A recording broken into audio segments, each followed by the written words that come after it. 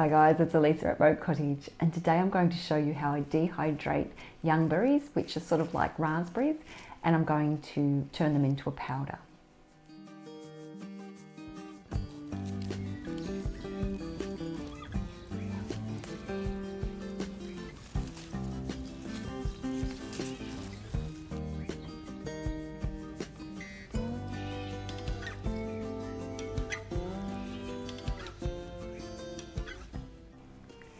Lay your berries out onto the dehydrating rack so that there's gaps around each berry so that there's good air circulation for drying.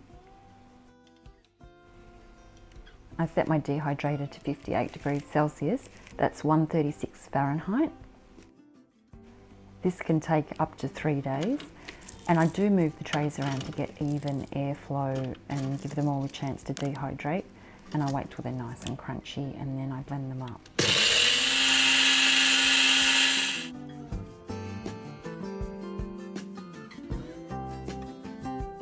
Because of the type of blender that I use, I don't have to strain the seeds out because it blends it into such a fine powder.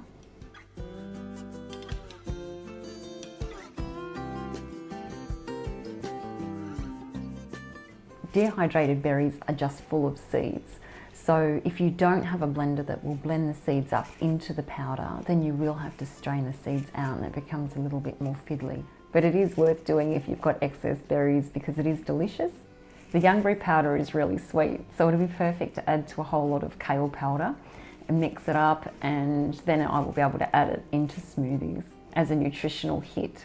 Dehydrating berries does take a long time. It's the longest of all the fruits that I've come across so far. And they're not great to eat as a dehydrated piece of fruit because of all the seeds that are in them.